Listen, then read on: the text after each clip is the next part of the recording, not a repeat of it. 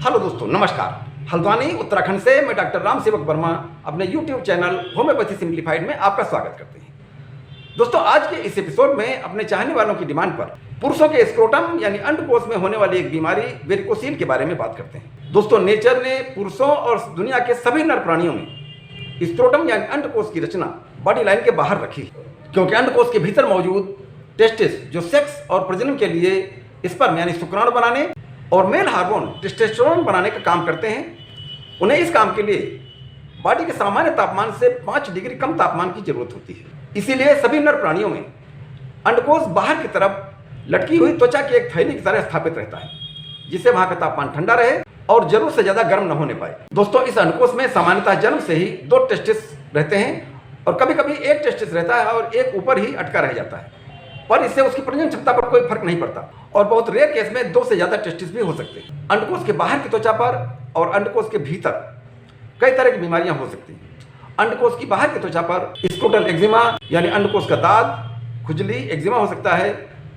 Scrotal कैल्सिनोसिस, छोटी छोटी सी गांठें बन सकती हैं जिनमें खुजली होती है और कभी कभी उनमें से हल्का दूध या पानी निकलता है। जाकिज का मतलब है अंडकोश बैंगनी या लाल रंग का हो जाता है और उसमें बहुत तेज खुजली होती है, जिससे वहां पर अल्सरेशन और टेंडरनेस रहती है। स्क्रोटल डर्मेटाइटिस यानी अंडकोश की त्वचा मोटी हो जाती है और उस पर बहुत तेज खुजली होती है। इसके अलावा कई तरह के फंगल इन्फेक्शन हो सकते हैं, पर अंडकोश के बाहर की त्वचा पर होने वाली इन बीमारियों से टेस्टिस के कार्य पर कोई फर्क नहीं पड़ता। और अंडकोश के भीतर होने वाली बीमारियों में हाइड्रोसील यानी अंडकोश के अंदर पानी ज्यादा जमा होने लगना, हेमेटोसील यानी अंडकोश के अंदर खून ज्यादा जमा होने लगना, स्पर्मेटोसील यानी अंडकोश के अंदर स्पर्म ज्यादा जमा होने लगना, वेरिकोसील यानी अंडकोश की वेन्स में खून जमा होने लगना, इंग्वाइनल हर्निया जिस रास्ते से ऊपर से टेस्टिस दोनों अंडकोश के अंदर आते हैं वहां पर थोड़ा रास्ता खाली बच जाता है, खुला रहता है और वहां से कभी कभी आंत का छोटा हिस्सा बाहर निकलने लगता है, यही इंग्वाइनल हर्निया है। एपिडिडेमाइटिस, आर्काइटिस यानी अंडकोश की सूजन, अनडिस्टेंडेड टेस्टिकल्स, कभी कभी अंडकोश की जो थैली है ये खाली रहती है और दोनों ऊपर ही अटके रह जाते हैं। इसके लिए सर्जरी की सहायता लेनी पड़ती है और सर्जरी से ये जो टेस्टिस हैं ये बाहर निकाल दिए जाते हैं जो अंडकोश में आ जाते हैं। तथा तमाम तरह की स्क्रोटल मास की बीमारियां हो सकती हैं। इन सभी बीमारियों के बारे में डिटेल में चर्चा और इनकी प्रॉपर होम्योपैथी दवाइयों के बारे में हम अगले एपिसोड में बात करेंगे। आज के इस एपिसोड में बात करते हैं अंडकोश के भीतर होने वाली एक बीमारी वेरिकोसील के बारे में। दोस्तों, अंडकोश के भीतर टेस्टिस को सुचारू रूप से कार्य करने के लिए टेस्टिकुलर आर्टरी द्वारा खून की प्रॉपर सप्लाई रहती है, जो पैपिनिफॉर्म प्लेक्सस नाम की वेन्स द्वारा यह खून वापस हार्ट को पहुंचाया जाता है और यह क्रम लगातार चलता रहता है। पर जब कभी किन्हीं कारणों से ये जो खून को वापस पहुंचाने वाली वेन्स हैं इनके वाल्स में खराबी आ जाए या खून प्रॉपरली ये हार्ट को न पहुंचने पाए, तब खून इन्हीं वेन्स में जमा होने लगता है और ये वेन्स मोटी दिखाई पड़ने लगती हैं। इन वेन्स में सूजन आ जाती है, क्योंकि इन वेन्स में वन वे ट्रैफिक रहता है, यानी इसमें खून एक ही दिशा में जा सकता है, वापस नहीं आ सकता। ऐसी जांच करने पर ऐसा लगता है जैसे अंडकोश के अंदर केचुए भरे हुए, क्योंकि वहां पर खून जमा होने से वहां की नसें सूज जाती हैं और वे केचुए जैसी नजर आती हैं, केचुए जैसी महसूस होती है। सामान्य रूप से वेरिकोसील की परेशानी एक ही अंडकोश में होती है, एक ही टेस्टिस में होती है और सामान्यतः ये बाईं तरफ होता है, क्योंकि पुरुषों में शरीर की रचना बाएं और दाहिने एक समान नहीं होती। दोस्तों, वेरिकोसील की बीमारी 15 से 30 वर्ष की उम्र के लोगों में प्रायः होती है और करीब 100 में से 15 लोगों यानी 15% लोगों में ये बीमारी पाई जाती है।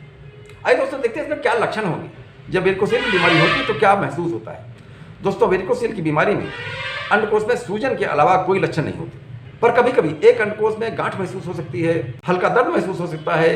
कई पुरुषों यानी लड़कों में भारी सामान उठाने के बाद, भारी एक्सरसाइज करने के बाद में या काफी देर तक खड़ा रहने के बाद में वहां दर्द और असुविधा महसूस होती है, पर लेट जाने पर यह दर्द और असुविधा महसूस नहीं होती। इसमें एक टेस्टिस बड़ा और दूसरा छोटा दिखाई पड़ सकता है। टेस्टिस के पीछे से ऊपर की ओर जाने वाली नसों में सूजन मालूम हो सकती है। कुछ मामलों में वेरिकोसील की स्थिति में पेनिस का साइज पूरी तरह विकसित नहीं हो पाता।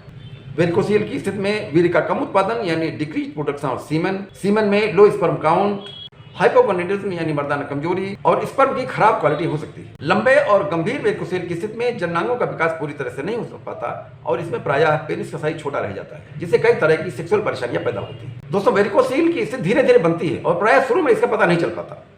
दोस्तों, यदि वेरिकोसील की बीमारी में आपको कोई दर्द और असुविधा नहीं है तब इसके इलाज की भी जरूरत नहीं होती, ये अपने आप थोड़े दिन के बाद में ठीक हो जाता है। इसका पता तब चलता है जब डॉक्टर किसी जांच में अंडकोश का या जेनाइटिस का परीक्षण करते हैं या मर्दों की मर्दानगी का चेक करते हैं मर्दों की मर्दानगी का टेस्ट लेते हैं। वेरिकोसिल का पता अल्ट्रासाउंड से आसानी से किया जा सकता है। दोस्तों, इसके कारणों के बारे में बात करते हैं कि आखिर ऐसे क्या कारण हैं जिनसे ये वेरिकोसिल होता है। तो दोस्तों, वेरिकोसिल के एग्जैक्ट कारणों के बारे में अभी तक मेडिकल साइंस कुछ कंफर्म नहीं कर सकी, पर प्राय माना जाता है कि स्पर्मेटिक कार्ड जो टेस्टिस को प्रॉपर खून का सप्लाई करती है और इसकी वेन्स जिनमें वन वे ट्रैफिक रहता है, यानी इनमें खून एक ही दिशा में बहता है, जब इनके वाल में कोई खराबी आ जाती है और खून इन वेन्स में जमा होने लगता है, ये वापस हार्ट को प्रॉपरली खून नहीं पहुंचा पाते और ये नसें सूजी हुई सी महसूस होती है। इसमें टेस्टिस के भीतर का तापमान बढ़ सकता है, जिससे टेस्टिस की कार्यक्षमता पर विपरीत प्रभाव पड़ सकता है। इसमें स्क्रोटम सिकुड़ सकता है, यानी अंडकोश सिकुड़ सकता है, टेस्टिस डैमेज हो सकते हैं। यह वेरिकोसिल की बीमारी वैसी ही है जैसी हमारे पैरों में वेरिकोज वेन्स की बीमारी होती है और दोनों का इलाज भी करीब करीब एक जैसा ही है। आइए दोस्तों, देखते हैं कि इससे बचाव का क्या तरीका है। दोस्तों, वेरिकोसिल की बीमारी से बचने के लिए या यदि बीमारी हो गई है तो इसको जल्दी ठीक करने के लिए कुछ उपाय बताए जा रहे हैं। यदि आप इन उपायों का अमल करेंगे तो ये परेशानी से आप बहुत जल्दी छूट जाए। दोस्तों, भारी एक्सरसाइज करने में या भारी वेट लिफ्टिंग करने में, पुलिस या मिलिट्री की कठिन ट्रेनिंग करने के दौरान रनर्स और स्पोर्ट्समैन को सपोर्टर जरूर पहनना चाहिए। सपोर्टर यानी लंगोट जरूर पहनना चाहिए। इससे अंडकोश की नसों पर भारी प्रेशर पड़ने से बचा जा सकता है। साइकिलिंग या बाइक चलाने में अंडकोश में चोट लगने से अपने को बचाएं। रोज कम से कम 4 किलोमीटर पैदल चलें। पैरों को ऊपर उठाने की एक्सरसाइज, जंपिंग, स्किपिंग, शीर्षासन, सर्वांगासन, हल आसन और कीगल एक्सरसाइज जरूर करें। पानी ज़्यादा पीते रहें और भारी एक्सरसाइजेज या भारी काम के दौरान सपोर्टर यानी लंगोट जरूर पहनें। आइए दोस्तों, देखते हैं अब इसमें कौन सी होम्योपैथी दवाइयाँ हैं जो इस बीमारी को पूरी तरह से ठीक करने में सक्षम हैं। तो हमारा सुझाव तो यही रहेगा कि आप अपने नज़दीक के होम्योपैथिक डॉक्टर साहब पास जाएँ, उन्हें अपने सिम्टम बताएं। हो सकता है वो आपका परीक्षण करें और आपके दूसरे सिम्टम भी नोट करें और सारे सिम्टम पर और सारे कॉन्स्टिट्यूशन पर गौर करने के बाद में जो दवाइयाँ देंगे वो प्रॉपर होंगी, उनसे आपको आराम मिलेगी। हम अपने यहाँ इस बीमारी में जो दवाइयाँ देते हैं जिससे बीमारी पूरी तरह से ठीक होती है, उसमें पहली दवाई होती है R42। ये जर्मनी की एक ड्रॉप है। अधिक कप पानी में R42 की 10-10 बूंद डाल करके दिन में 3 बार पीना है। इसमें दूसरी दवाई है आर्निका 200। आर्निका 200 की 4 बूंद दवा या 4 गोलियाँ रोज सवेरे लेनी। अगली दवाई है थूजा 200। थूजा 200 की 4 बूंद दवा या 4 गोलियाँ दोपहर में लेनी।